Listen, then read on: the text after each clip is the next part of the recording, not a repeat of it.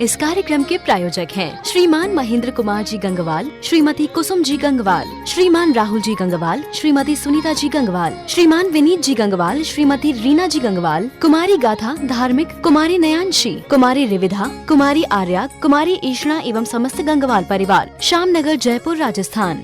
संयम प्रकाश नाम का ये ग्रंथ है और इस ग्रंथ में छोटी छोटी सी बातें श्रावकों के जीवन संबंधी बतलाई जा रही थी।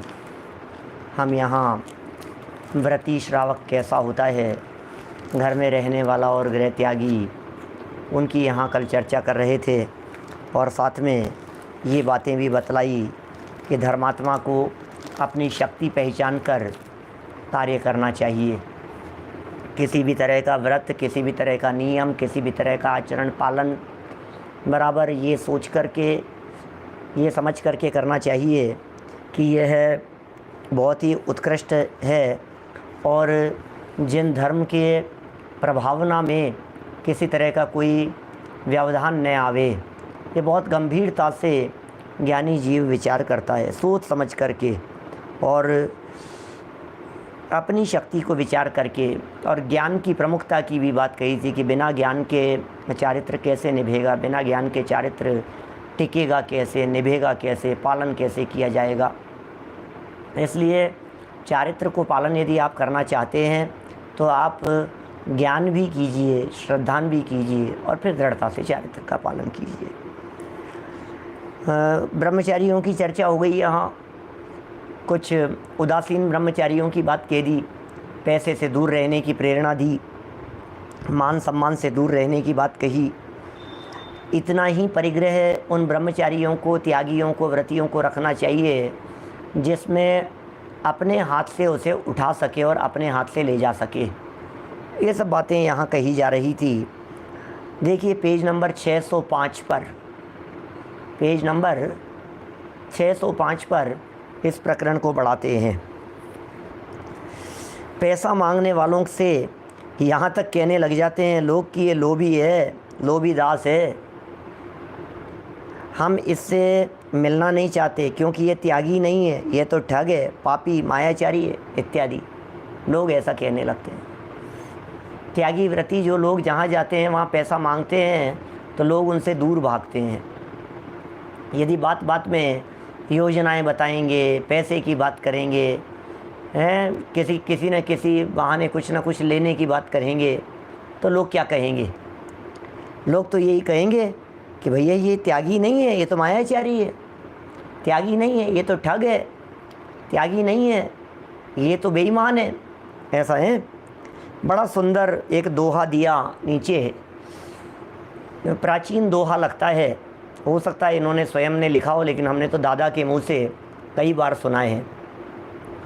आया चीक जिन धर्म है, धर्मी जांचे नाई, धर्मी बन जांचन लगे, सो ठगिया जगमाही।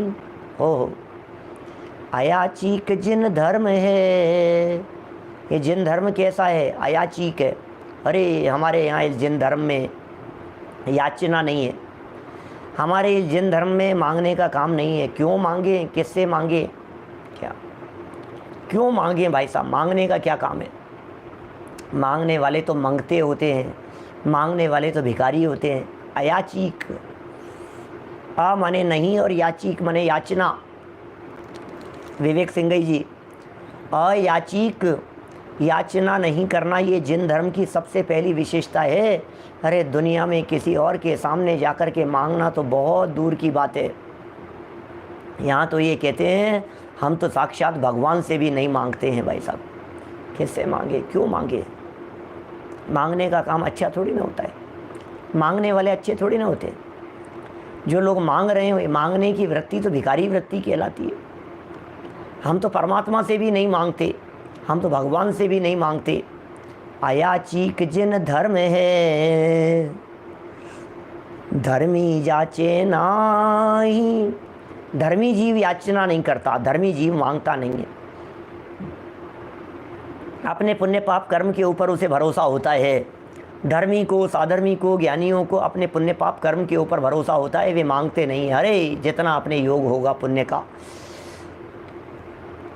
जितना हमारे पुण्य का जैसा योग होगा, जितना हमारे आने का योग होगा, जितना हमारे संपत्ति इकट्ठा होने का योग होगा, जैसा धन, जैसी संपत्ति, जैसा वैभव, जैसी सामग्री, ये जितनी हमारे आने का योग होगा बस उतनी हमारे को प्राप्त हो जाएगी। ऐसा ही है। धर्मी जीव को किसी तरह की कोई चाह नहीं होती। आया चीक जिन धर्म है धर्मी जांचे नाही, और धर्मी बन जांचन लगे सो ठगियाँ जगमाई हो। कौन ठगियाँ हैं? ठगियों की परिभाषा दी है। इस जगत में ठगिया कौन है? इस जगत में मायाचार कौन है? इस जगत में लुटेरे कौन हैं भाई साहब? धर्मात्मा के वेश में लुटेरे दिखाई देते हैं। कौन कहे ऐसी बातें? ये महाराज साहब लिख करके चले गए। किसकी कहने की हिम्मत है इस तरह की बातें कहने की? कौन किसको कहे और कौन माने? सीधा गला पकड़ते हैं लोग कि क्या बात कर रहे हो आप, कैसे उंगली उठा रहे हो आप धर्मात्माओं के ऊपर? ये मांग रहे हैं ना, मांग रहे हैं। जो धर्मात्मा का वेश धारण करके, जो ब्रह्मचारी का वेश धारण करके, जो त्यागी का वेश धारण करके, जो एलक शुल्लक का वेश धारण करके, जो मुनि का वेश धारण करके, लालची नरक में ठेलम ठेला, लोभी गुरु लालची चेला, दो नरक में ठेलम ठेला। अरे यहाँ लोभियों का सवाल नहीं है, लोभियों का काम नहीं है। धर्मी बन करके मांगने लगे। लोग डरते हैं भाई साहब ऐसे धर्मात्माओं से। जो धर्मात्मा लोग आएंगे, नई योजना, हमारे यहाँ ये हो रहा है, इनका ये हो रहा है, इस जगह इतना पैसा, आपको इतना देना पड़ेगा।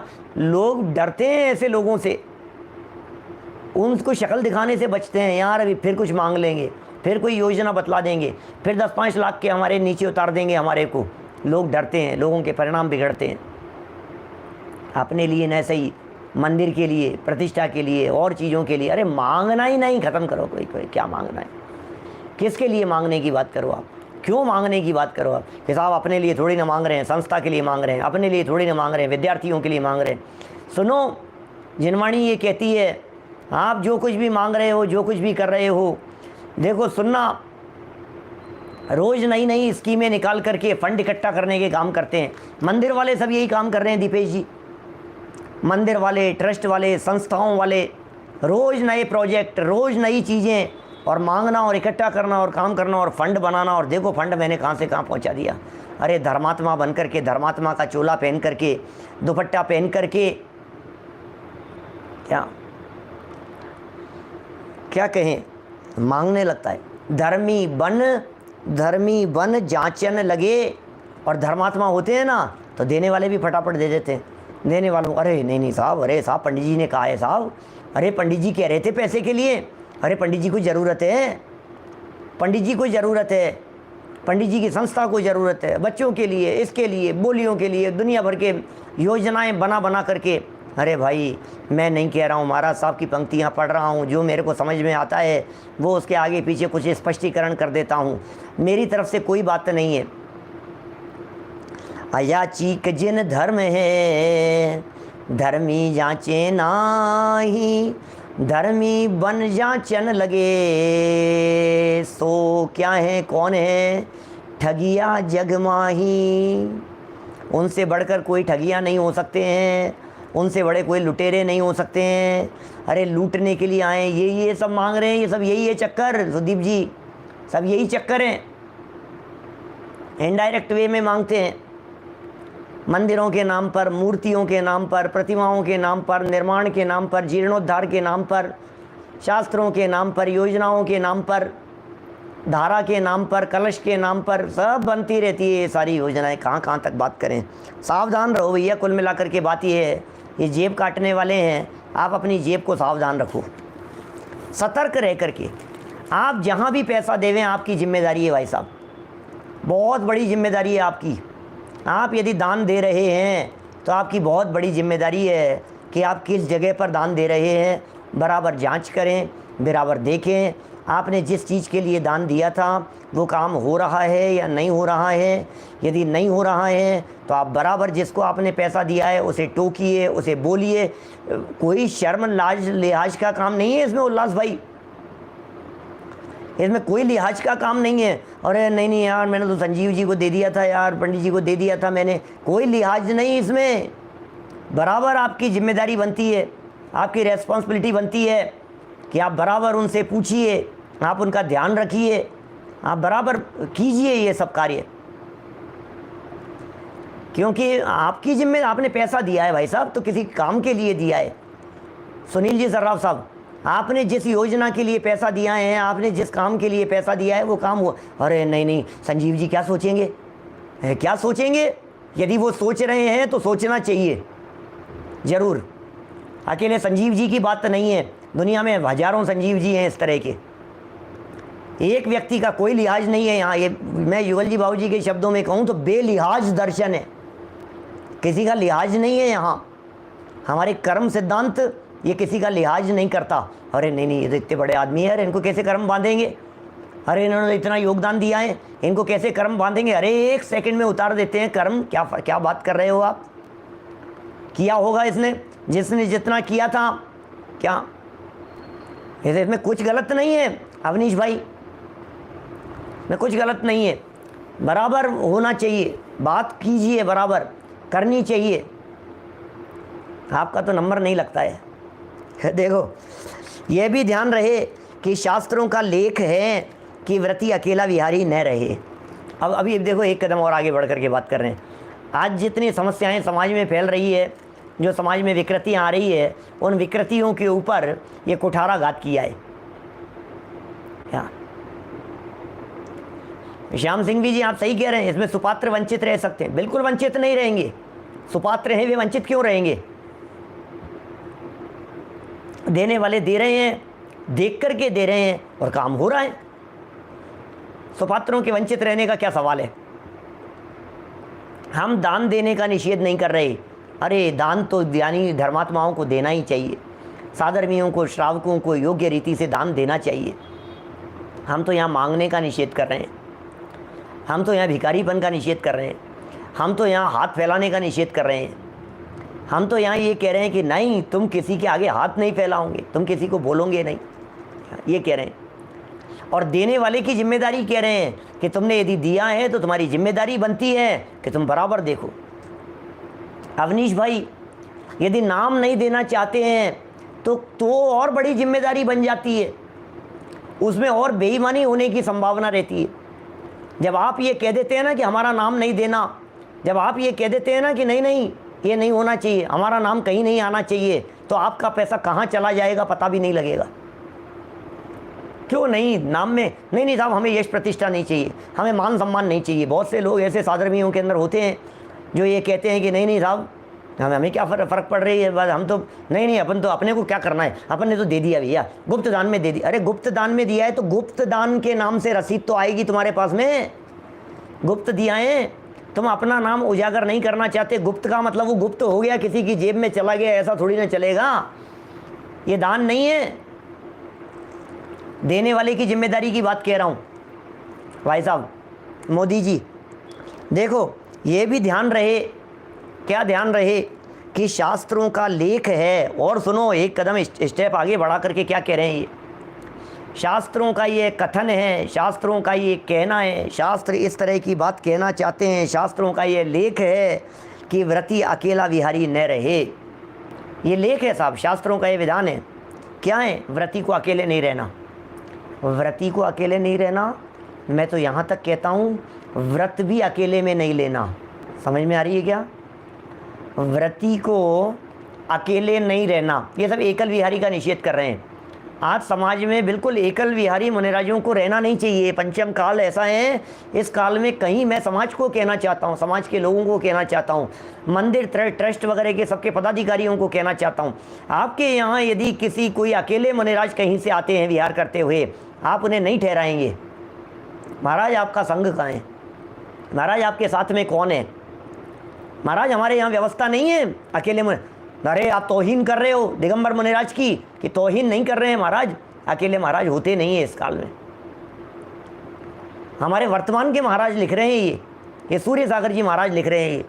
ये दीपेश जी, ये बातें सब विद्वत परिषद के बड़े बड़े विद्वानों ने पूरे देश के वरिष्ठ विद्वानों ने मिलकर के इस तरह की पूरी योजना बनाई और पूरी सब प्रचारित की। अब कौन मानता है, कौन सुनता है, किस तक बातें पहुंचती है, क्या कहें।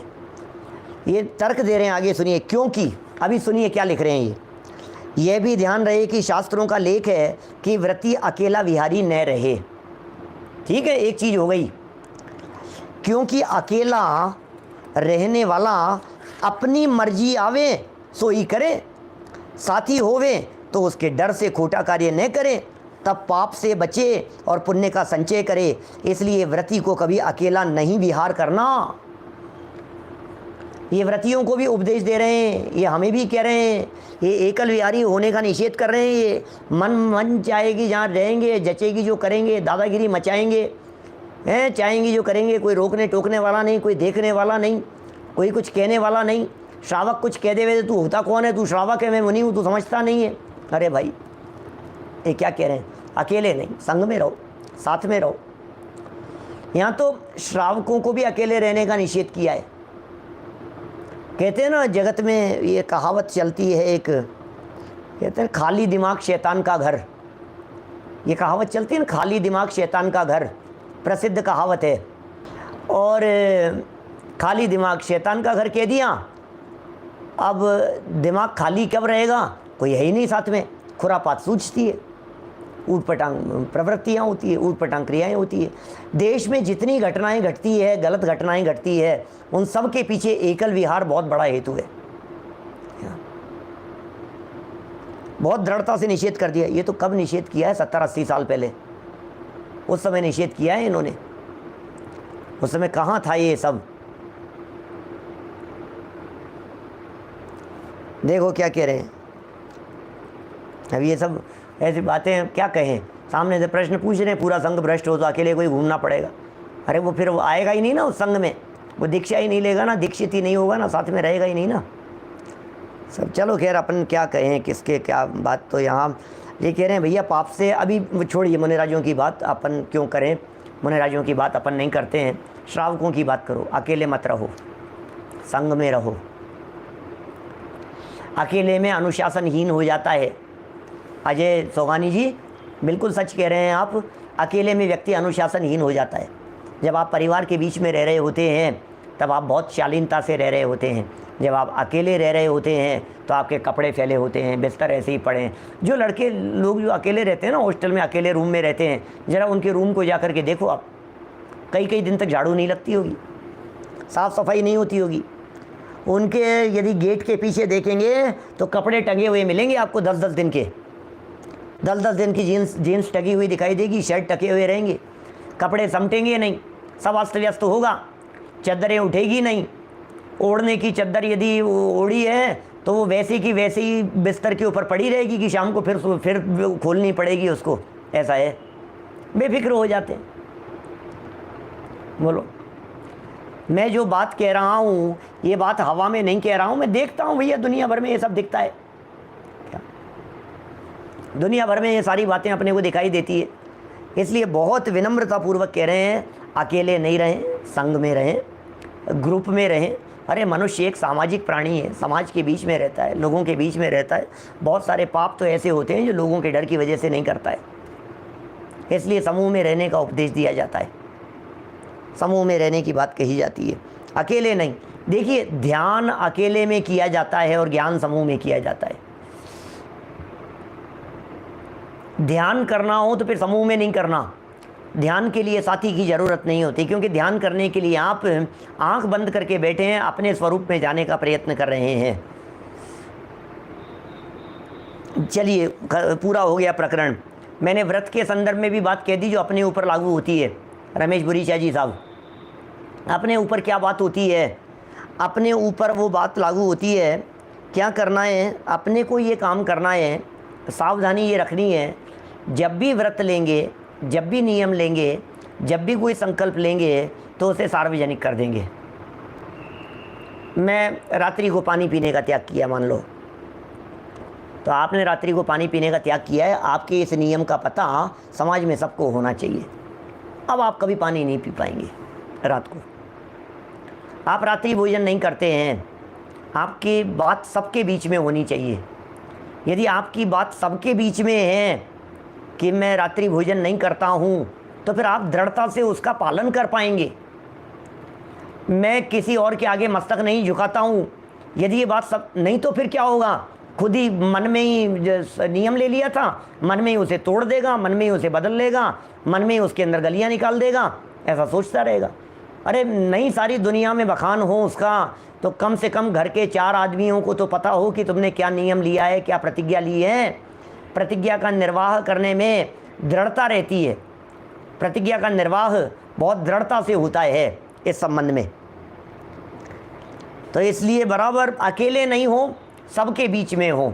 और देखिए, मैंने तो वो बर्थडे के संबंध में आपसे कही थी बात, क्या मैंने जन्मदिन के संदर्भ में जब मैंने आपसे बातें कही थी, तो मैंने उस समय ये कहा था कि सार्वजनिक रूप से अष्टमूल गुणों के पालन की प्रतिज्ञा दिलाओ।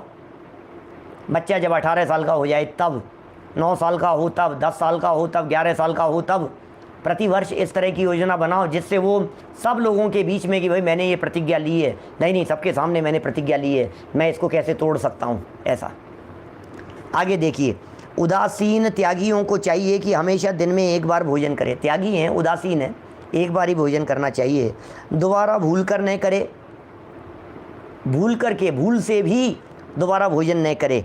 यदि एक बार के भोजन में अंतराय भी हो गया हो तो भी दोबारा भोजन अथवा मेवा फलादि का साधन भी नहीं मिलाना चाहिए, फलादि का साधन भी नहीं मिलाना चाहिए, तथा न अन्य कोई सामान रखना चाहिए, क्योंकि यह व्रत काय और कषाय को क्रश करने के वास्ते लिया है।